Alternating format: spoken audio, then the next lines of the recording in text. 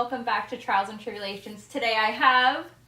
Manny Gelidakis, if you guys want my full name, but most people know me as Dawkis. So, yeah, thanks for having me. So, do I call you Manny? Do I call you Dawkis? Manny's good. Manny's good. Manny works. Okay, so wait, explain your last name for a second. Yeah, really quickly. That's like super Greek? Yeah, super Greek. It was really random. I was in grade 12, met this younger student, and he didn't know how to say my name, and it just came out of his mouth. I don't know if you've watched the movie I Love You, Man, when it's like, yeah, see you later, Jobin. It was one of those things. He goes, hi, and he said Dawkis, and then it kind of stuck. And then I like it. The rest is, it just so happened that the last couple letters of my last name, which is great. But yeah, not many people know me as Manny, so... Yeah. Oh, I'm so privileged. Yeah, no, it's... most people are like, why don't you have your name on your Instagram? It's like, I go by that, and that's it. But yeah, you can call me whatever. You call me... Speaking of privilege... Yeah, you had the privilege of convincing me, I don't know how you did this, and my partner, to open up a $2,000 Pokemon box. I told you I would. You did. I didn't believe you. I was adamant. You were very adamant, but I didn't believe you. And yeah, now... yeah, we have to.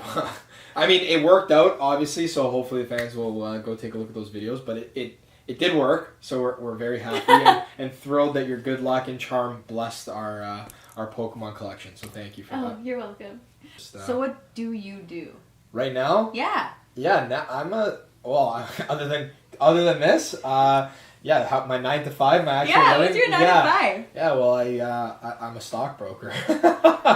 Seriously? Yeah, I'm a stockbroker. You ever see The Wolf of Wall Street? Yeah. Yeah, pretty much what I do. Stop! Yeah. So I'm so pleasantly surprised by that.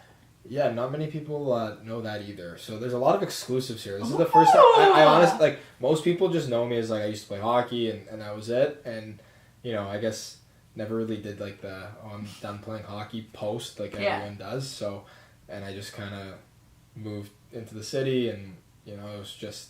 I'm here. I never really explained to anyone. So yeah, I'm a stockbroker that collects Pokemon cards. That's literally the best way to describe me. And we did we talked about the $2,000, but we opened up another one.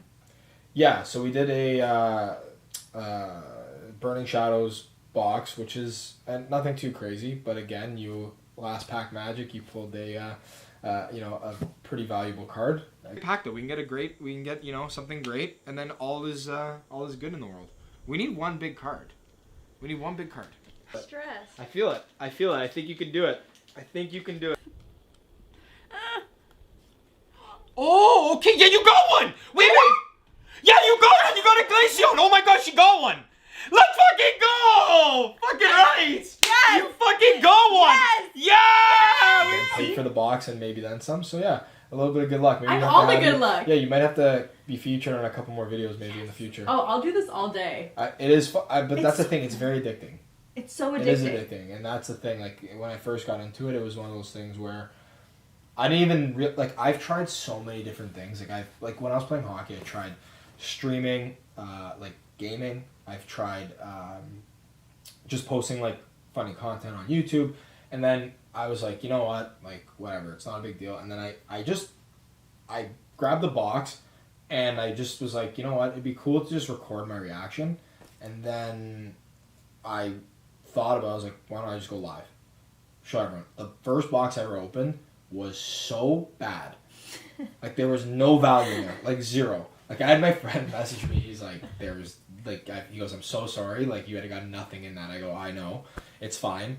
And then I actually texted my partner now who got me into it, and he was like, listen, regardless of the amount of money that you made on that box, which was zero, like I lost money completely, he's like, I want you to keep doing it. So he's like, let's partner together, we'll get boxes together, and I want you to be like kind of like continue to do this and see if it can turn into something. And then it kind of took off, and I'm very thankful for it. But it's weird how things work. Like people want to see me open up Pokemon cards, and I'm just like, I'm very thankful that they do. I guess I have a pretty good reaction. But it's fun. Like it is fun, but it's addicting. But your reaction just to me.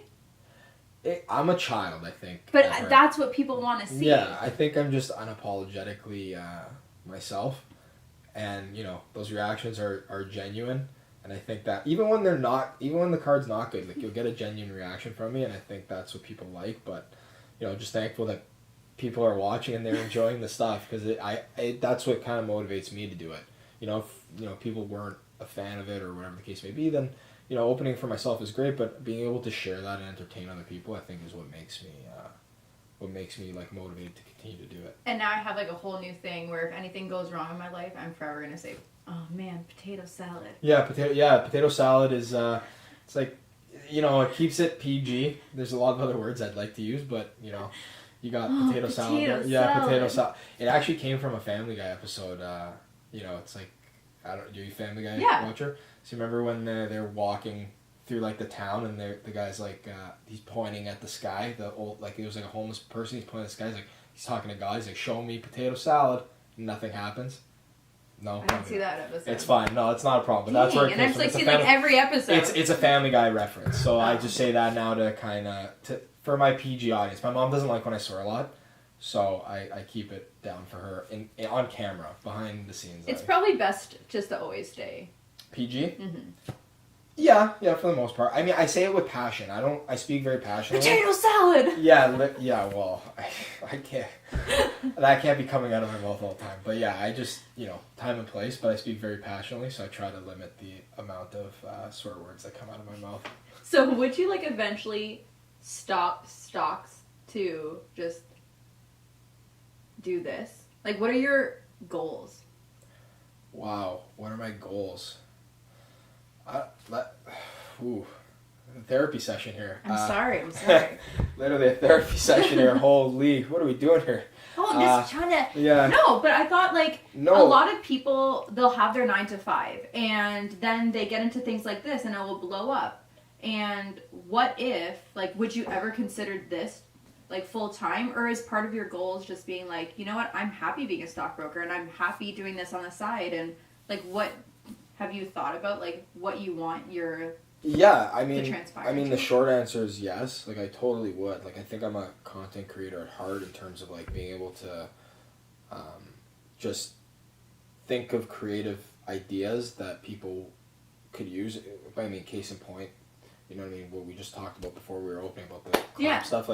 It's stuff like that kind of makes me want to do it full-time. It's just, the thing is, realistically, and, you have to have some sort of revenue stream to continue to be able to do this stuff.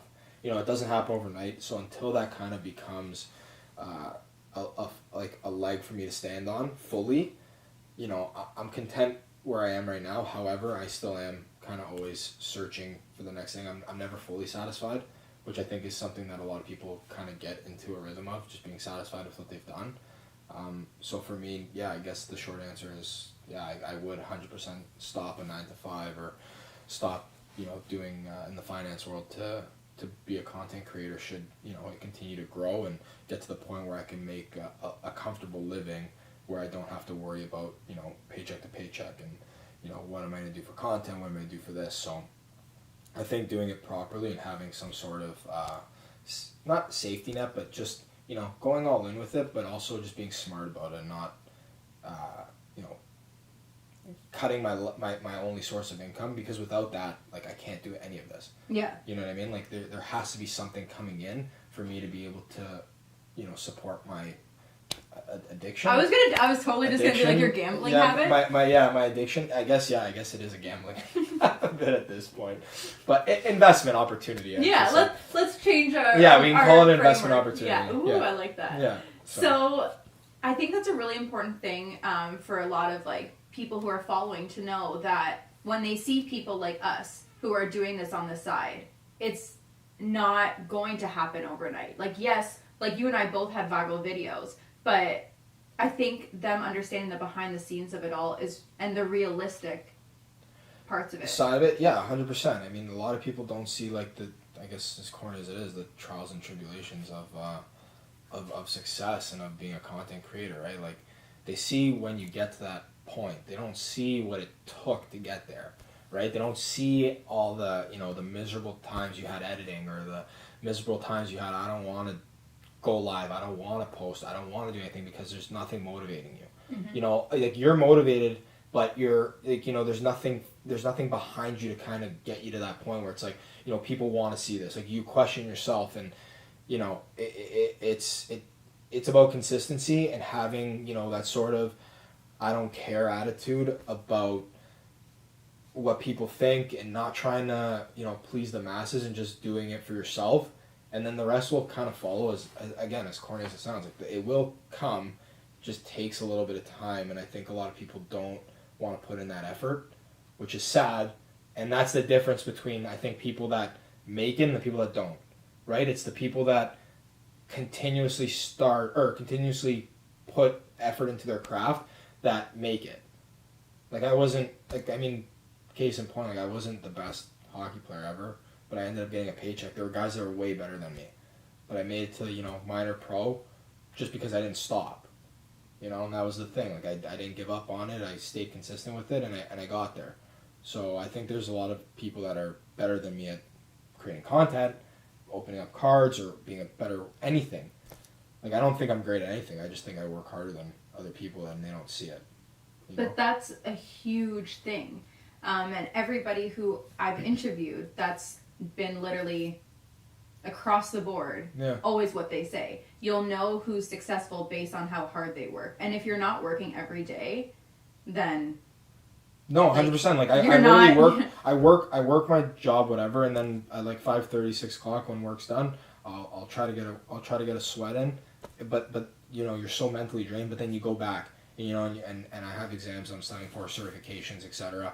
For my real life stuff, and then then you're like, okay, now I have to check on the card market. I have to check what cards are going doing well, and then you edit a couple videos, and you're trying to post on social media, and you're trying to just manage that sort of side of everything and come up with new ideas, and you're emailing companies, hey, do you want to work with me?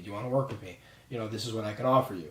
And it's a non-stop thing, and then it's easy for people to just stop. And I think the biggest thing is that I want it to the point now where it's like, I feel like it's something that I could do, so it's like, why give up now? Yeah. You know what I mean? And you're doing amazing. It's okay. It could be better. There's a lot of things that, it could be done. Give yourself some grace. A little bit, yeah. But the thing is, like, I'm not satisfied with where I'm at. Like, I continuously want to grow, and I want to get to the point where it's like, this is something that is a career, maybe, right, if it works out. But you know what? I'm gonna give it my all. I don't want to look back. That's the one thing. I don't want to look back and be like, oh my god, like, I did not try it. Yeah. I did not try this. So I that's why I tried. I tried streaming. I tried gaming. I tried, just comedy videos on YouTube. No one cared about that stuff, and that's fine. But I tried. You know what I mean? I tried it. For some reason, people care about me opening up Pokemon cards, and I'm so thankful to whoever's watching out there. Thank you, because you know what? This makes it all worth it. Being able to even talk to you. It's my first podcast. Really? Yeah, it's my first podcast. Oh my gosh! Extra welcome. Yeah. This is my first time talking. I love to talk and I love to be vocal, but the thing is, like, I don't think I've ever spoken about myself. So this is like the first time people can actually know a little bit about me. Okay, so use this platform. What are some things that you think people want to know about you? Probably nothing. No. And that is all for our episode. Thank you, Manny. It's great. Like, I mean, just like, this is what keeps you kind of going, is the fact that, like, people want to work with you, and you want to work with the smaller creators that help each other in terms of growing, and the collaboration aspect, and meeting so many cool people along the way. It's like, that's what and then the fact that people can make a living out of this, and I think, like, for me, like, I've always wanted to do like the kind of like the David Dobrik style vlog, where it was like comedy, but it's comedy bar, and then like something like giveaway. But and again, people don't understand. You know how long it took that guy to get to where he is? Typically, I was told it takes a decade to actually, from the time you start until the time you make it. So my case in point, he's like the epitome of like what I'm talking about. His first videos were so poorly done, but the thing is, he had a little bit of a following from Vine, so he was just kind of going with the flow. Now he's the epitome of what vlogging is. It's intro, your your first clip, intro, and then your actual clickbait or your vlog, whatever is going on, outro and bonus clip. He created that years ago, and it took him so long to perfect that craft, and now look at him. Like, people think it happened overnight, and it doesn't. It goes back to what we said, right? It's the constant kind of growth and that constant kind of content that you put out that people eventually be like, okay, yeah, if this is good, like, we'll watch it. But he didn't give up, and like that's the thing for me. It's like I'll continuously put content out as long as people watch it, and you know what?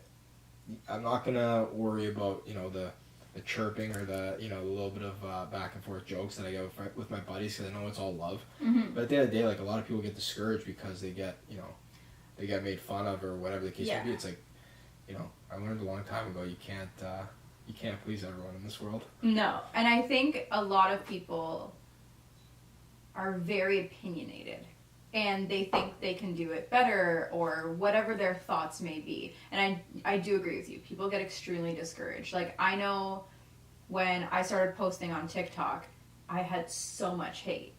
And why?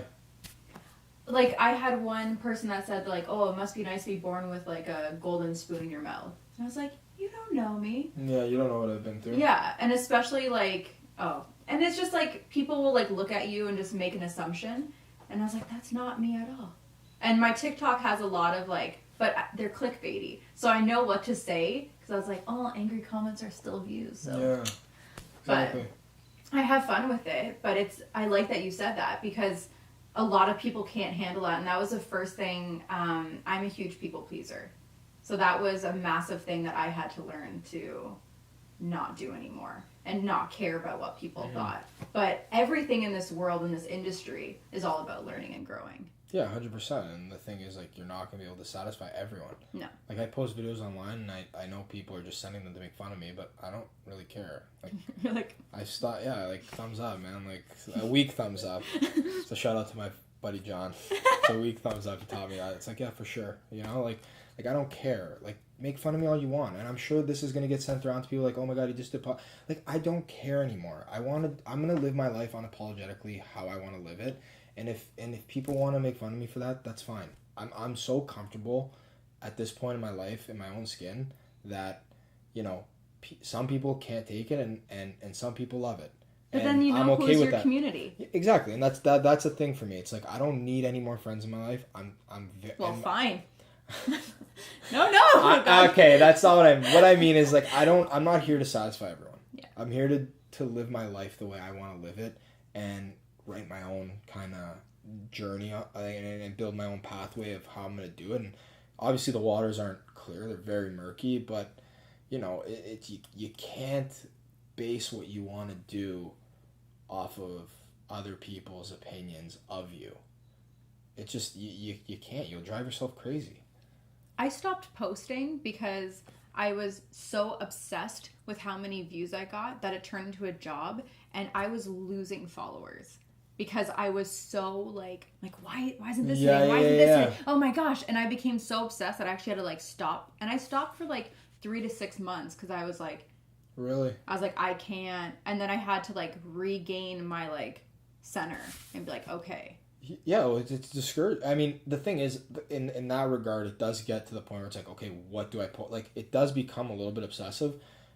But again, with the right team, I mean, I met your buddy Zach over there, who's he has a pretty good grip on how things work. And those eyes. I mean, listen. Let's just talk about my producer's eyes. I mean, I'm not going to personally talk about his eyes on camera, but. But yeah, I'll let you describe them to the audience. But they'll take you to another place. There you go. But if you have some good people around you that know what they're doing and aren't yes people that kind of just will.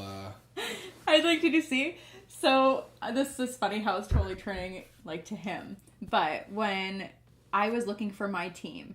I was waiting till I got to a certain following, and then it took me forever because I'm really hard with trusting people. I've been screwed over a ton in this industry, which, by the way, happens all the time. So just be careful. And I've known Zach since I was, I think, 12, 13 years old, and it took me 3 months to hire him. and I've known him my entire life, yeah. And my entire life, and That's I still crazy. was like, No, he's... And he's like, I'm not a yes man, and he'll call me and text me, and he'll like ream me out, and he's like, you have to do this by 5 p.m. today. And he's like, I don't care what you say. This is how you need to do. I need you to watch this person. Do this. Be better. But those are the people you kind of want around you. It's like, I know that, like, my friends will get on me, but the thing is, like, they'll tell me straight up, like, yeah, I enjoyed it, or they'll be like, that was stupid. And that's the thing, like, I appreciate that. Like, I was gonna say shit, but... Oh, that's okay. Yeah, well, to be honest, I couldn't give a flying fuck, and I'll say it. I don't give a flying fuck what some random 12-year-old says about me online. I don't care. What I do care about is my best friend going, hey, you know what, maybe that wasn't the best thing you should have done. I'm like, okay, you know what, thank you. I appreciate that, and I'll work on that. Or I won't do that again. You know what I mean? I'm not hurting anyone. I'm not creating any sort of negative impact on anyone's life or life doing what I'm doing.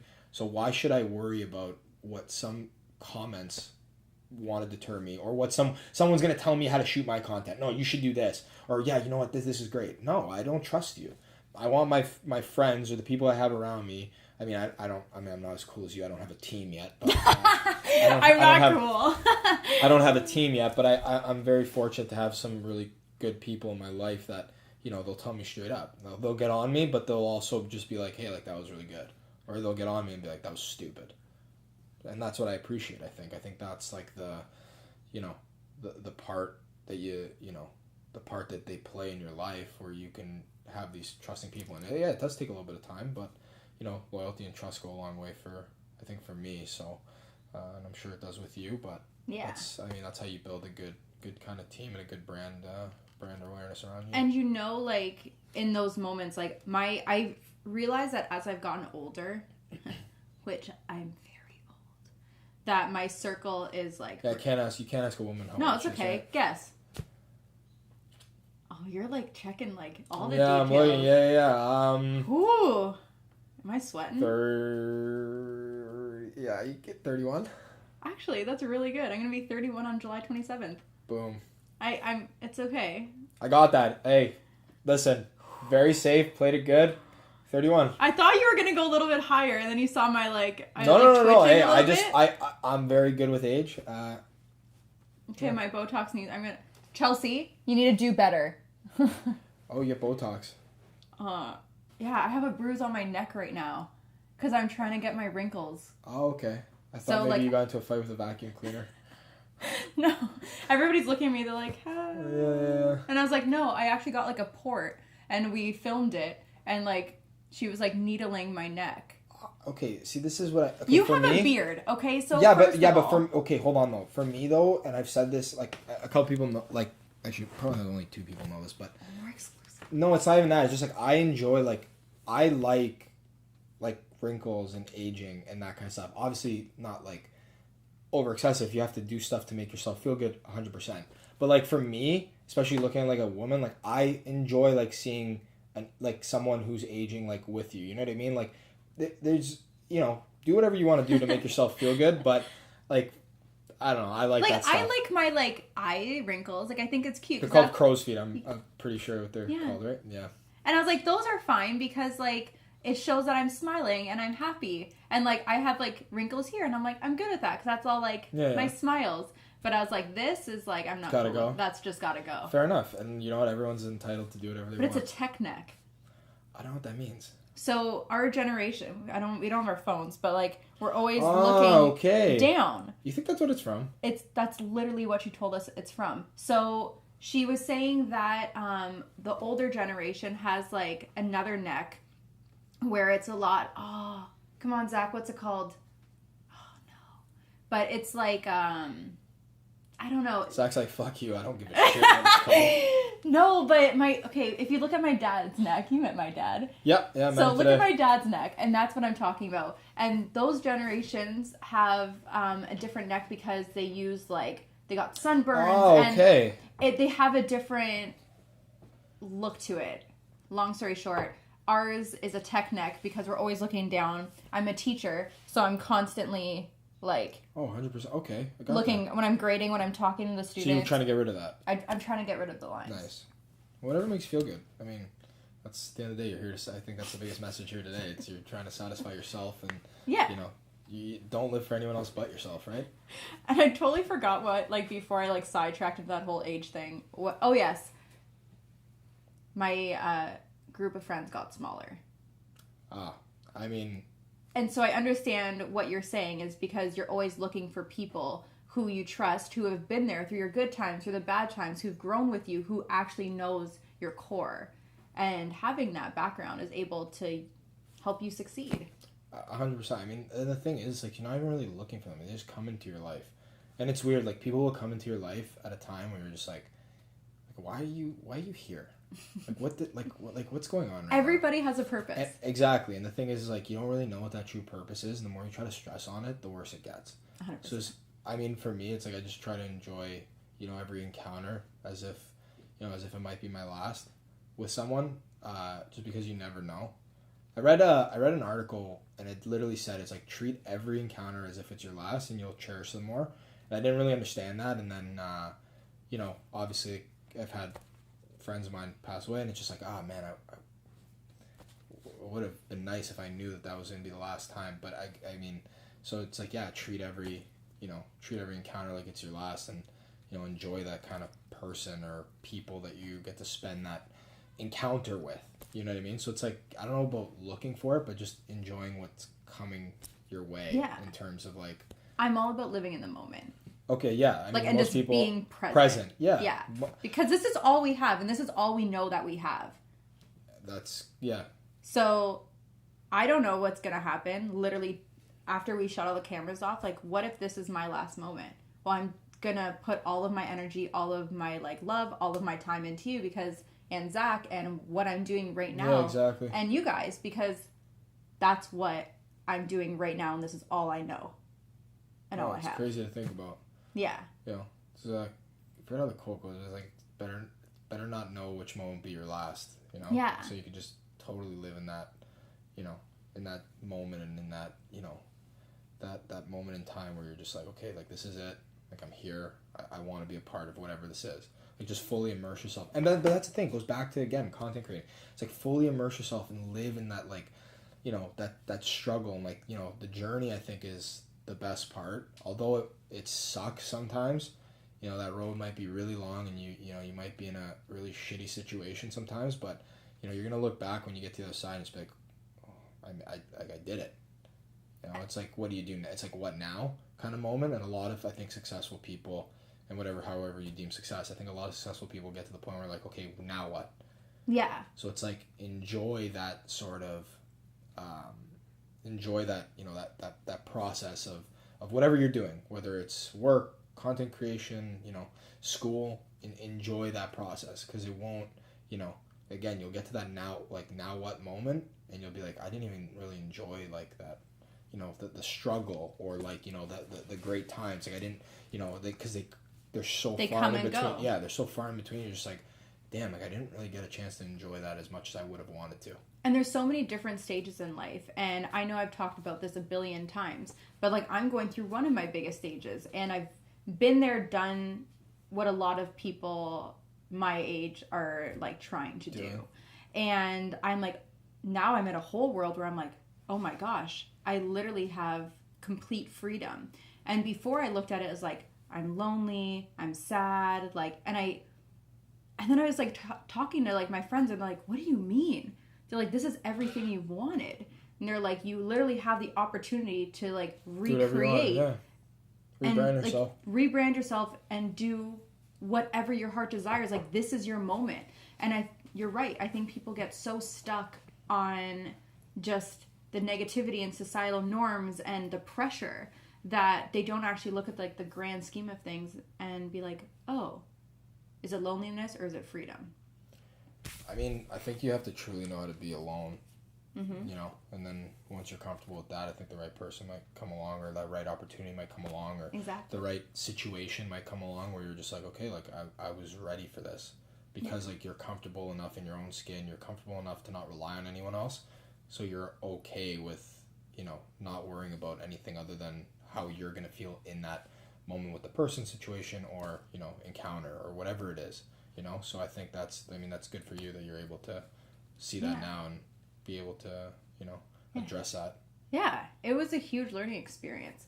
But to end I've had such a good time with you today. Like, thank you. Yeah. I honestly, like, you It's better crazy. ask me to, like, come back because I can do this with you every single time. Yeah, no, it's crazy. There's a lot of, it's my first time, doing this. So I was a little bit nervous. No, I you did amazing. Yeah, I don't like to tell people, like, I put on a pretty big front in terms of, like, but usually a pretty confident guy. But yeah, no, I was a little bit nervous. Hands were sweating the whole time. I was like, damn, I hope I don't say anything stupid. But yeah, no, 100%. Anytime you want to come back, yeah, we can open some more boxes and collab a lot more. Like, all about sharing the platform and being able to help someone. But yeah, no, what do you want to end off with? Yes. So I wanted to ask you, what is now I'm going to be cheesy because this is how I end all of my conversations is, what was your biggest trial and your biggest tribulation in life that has brought you to this point? Jeez. Therapy. I'll hold the tea. Yeah. Ooh. I don't know. I think, so I got, I battled in the minors for like 2.5 years pretty much. Like, just couldn't get a real opportunity.